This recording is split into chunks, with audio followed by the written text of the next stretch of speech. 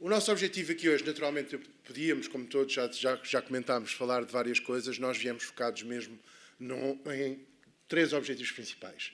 Dar-vos um pouco aquilo que é o nosso ponto de vista na EDP sobre o Work-Life Balance, falar sobre o nosso programa Conciliar, especificamente as iniciativas que nós temos em Portugal, falar sobre o nosso programa de voluntariado em Portugal também e dar-vos alguns números mundiais e partilhar convosco aquilo que são as nossas dores, porque tendo 6.400 colaboradores aproximadamente, também temos muitas dores. E vou começar por aí. Nós, só para vos dar uma noção, nós temos 1/3 de cada geração. Portanto, atualmente, em Portugal, no grupo, temos 1/3 de Baby Boomers, 1/3 de Gen X e 1/3 de Gen Y. Naturalmente que os Gen Y tendem a subir porque 30% da nossa força de trabalho nos próximos 5 anos vai se reformar. E esse é claramente um dos nossos grandes desafios. Então, em primeira instância, todas estas questões de work-life balance neste momento estão integradas naquilo que é a estratégia de diversidade e inclusão no grupo. E isso é um ponto fundamental do qual nós não abdicamos. Não tem só a ver com o equilíbrio de género, tem a ver com a questão de, efetivamente, somar diferenças a ganhar futuro, que é o nosso lema. E é a partir daí que nós acreditamos que cada indivíduo terá e poderá fazer as suas escolhas de acordo com as suas necessidades. E nós temos muitas, naturalmente. Tem várias vertentes de atuação dentro da organização e, acima de tudo, nós cada vez mais apostamos no enfoque que é termos um conjunto de iniciativas que vêm dos próprios colaboradores. Nós, entre aspas, e perdoando uma linguagem desde já, montamos a máquina, damos condições básicas para que as ideias levantem voo, mas depois, claramente, muitas das coisas têm que vir dos próprios colaboradores. E por uma razão também fundamental, é que nós temos gente espalhada pelo Portugal inteiro. E às vezes, quando eu digo espalhada, que é uma dificuldade de gerir estes programas, no nosso caso, não é às centenas de pessoas em cada localidade. Em algumas localidades nós temos 1, 2, 3, 5 pessoas. E é difícil lá chegar. Se não forem eles a ajudar, se eles não nos ajudarem, é bastante complicado. E, portanto, esse é um ponto fundamental. Segundo ponto fundamental, apesar de nós fazermos um acompanhamento e a gestão global do programa em termos de visão, cada geografia, para além de Portugal, nomeadamente Espanha, Brasil, Estados Unidos, que são as maiores geografias onde nós estamos, tem a total autonomia e, naturalmente, fazemos benchmark entre todos para poder melhorar os programas que estão implementados em cada uma das geografias. Entrando, então, no programa de conciliar da EDP, o que é que nós temos? Basicamente, o objetivo é simples, é promover o equilíbrio e a gestão efetiva entre a vida pessoal, a vida social e a vida profissional dos colaboradores. E, portanto, é nessas dimensões que nós trabalhamos. É um programa que já tem uma linha temporal relativamente grande, dar-vos aqui alguns grandes marcos. Portanto, o programa está a fazer agora 10 anos, enquanto programa conciliar. Nós, em 2013, associámos-nos à Fundação Mais Família e somos certificados como empresa familiarmente responsável em Portugal, Espanha e noutra Espanha que nós temos, que é a EDP Renováveis. Só não somos no Brasil, porque neste momento esta medida ainda não está implementada no Brasil. E isto ajuda-nos, muito importante, ajuda-nos a balizar o que é que nós ainda não estamos a fazer. Às vezes não é tanta questão de estamos a fazer bem ou mal, mas ajuda-nos, como uma espécie de auditoria anual, a balizar o que é que ainda nós não estamos a fazer. E dando-vos um exemplo muito concreto, porque estamos a partilhar coisas boas e coisas para crescer, nós ainda não temos muito para melhorar no impacto que nós temos na nossa cadeia de fornecedores, por exemplo. E essa é uma área que, fundamentalmente, é uma área de preocupação que nós temos em incentivar esse tipo de medidas. A partir daí, fizemos uma reformulação a partir de 2015, um reforço da comunicação não só presencial, mas também online, porque a dispersão é cada vez maior, e estamos cada vez mais a lançar medidas relacionadas com a flexibilidade e o estilo de vida saudável. Um exemplo muito prático do estilo de vida saudável foi, fizemos um conjunto de iniciativas junto daquelas máquinas terríveis de vending, portanto, fizemos um projeto que teve máquinas de vending normais e máquinas de vending saudável. E, portanto, a partir daí, com os nossos fornecedores, conseguimos ir trabalhando e, hoje em dia, já temos desmultiplicado por vários edifícios as máquinas de vending saudável, para não ser só chocolates e batatas fritas e sumos. E, portanto, são coisas práticas que podemos trabalhar. Para organizar a informação, e porque muitas vezes isso também é importante, nós optámos por ter isto em 6 grandes clusters. O primeiro cluster é para quem acabou de chegar à EDP, o segundo grande cluster é para quem quer ser pai ou mãe, o terceiro para quem quer envolver a família quem conhece os cantos à casa, quem gosta de descontos e para quem precisar. Não é? Porque há sempre aqueles que é para quem precisar.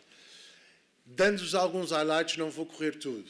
Primeiro highlight, para quem acabou de chegar, uma das coisas muito importantes é nós damos 4 horas por mês para voluntariado dentro do horário de trabalho para todos os colaboradores, para quem acabou de chegar. Para quem quer ser pai ou mãe, eu vou-vos dar a medida que eu acredito piamente, junto com a minha equipa, que foi das medidas mais importantes que nós tivemos na EDP. Que não foi nada do que está para cima, foi exatamente a última, que é o que nós chamamos o Kit Novos Pais. Que não é mais do que organizar toda a informação que existe e legislação que existe de uma forma inteligível para qualquer colaborador. O Kit Novos Pais, a única coisa que explica é às pessoas que vão ser pais ou mães o que é que eles têm direitos, quais são os direitos que têm, quais são os deveres que têm e quais são as escolhas que podem fazer. E é tão simples quanto isto. E vou-vos dar um exemplo muito concreto, porque não tenho muito mais tempo do que para outros. Porque nós também temos dificuldades. E uma das maiores dificuldades que passámos o ano passado foi, com as alterações todas de lei, quem tem gêmeos, como é que exerce as licenças de maternidade e parentalidade e como é que se fazem os cálculos, por exemplo. E notem uma coisa muito importante, pelo menos para nós. Isto não é para as mães, é para os pais e para as mães. E esse é outro dos grandes desafios que nós temos, que é convencer a organização que os pais e as mães têm direitos e têm o dever, entre aspas, de exercer esses direitos. E, portanto, todas as outras medidas são fundamentais, naturalmente, mas eu destaco esta exatamente por causa disso.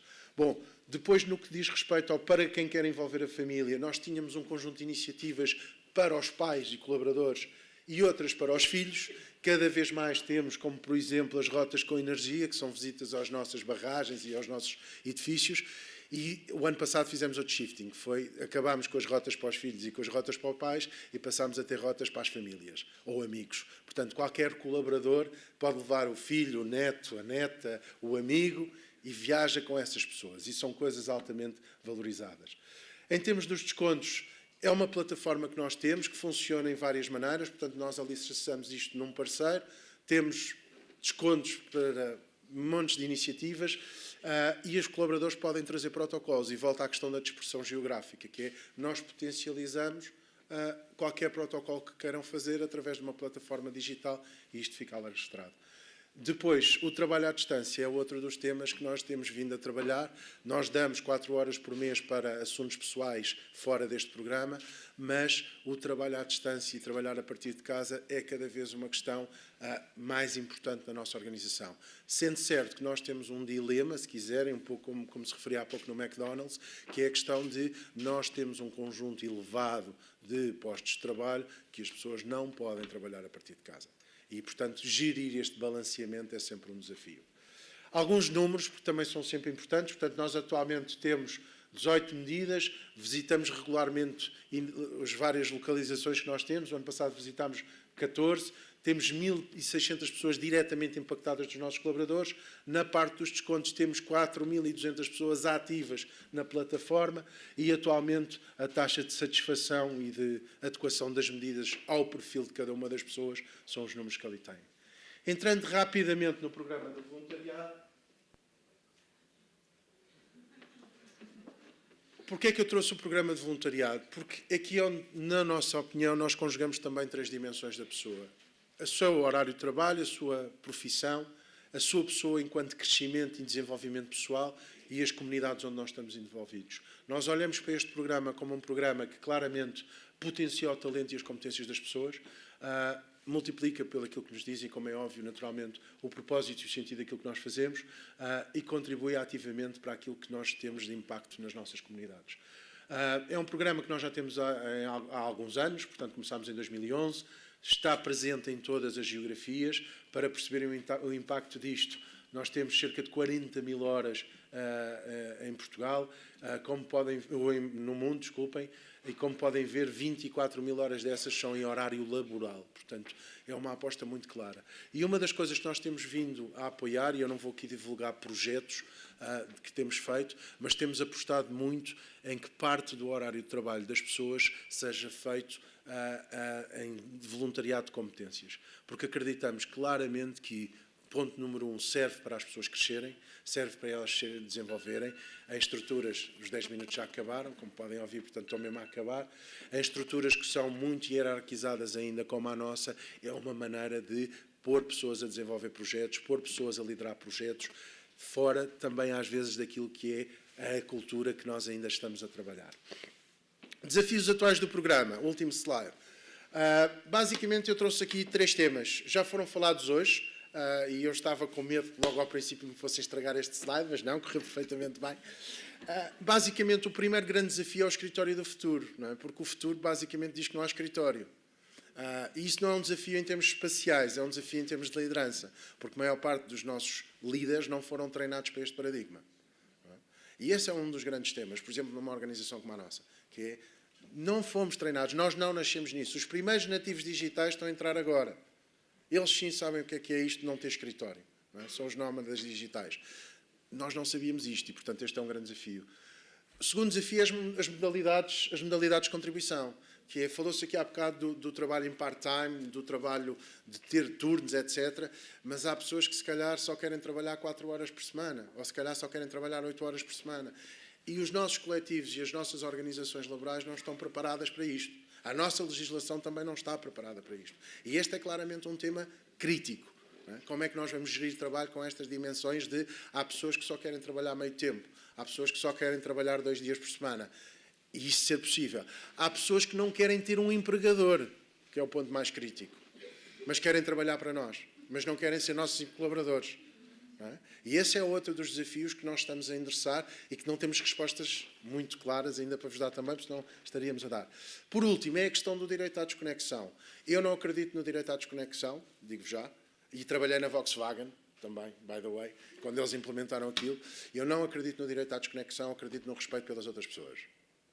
E quando digo isto, eu muitas vezes trabalho a partir das 11 da noite, depois de deitar os filhos, passear o cão, etc., e trabalho, mas todos os e-mails que eu escrevo à noite são entregues a partir das 9 da manhã aos meus colaboradores, ou às minhas equipas, ou às pessoas com quem eu articulo. Mas é uma decisão minha trabalhar às 2 da manhã. Da mesma maneira, quando chego a casa, pôs o telefone a carregar no silêncio e não mexo não. Até às 10 da noite. Portanto, esses balanceamentos, eu acredito muito mais no respeito pelas pessoas e pelos outros, e cada um gera o seu tempo, do que o direito à desconexão. No entanto, também acredito que, por razões culturais, por razões estruturais, é preciso, em Portugal também, de darmos alguma reflexão a este conceito de eu posso mandar um e-mail, não posso ter o direito de ficar à espera que o outro me responda imediatamente. Muito obrigado, até uma próxima oportunidade.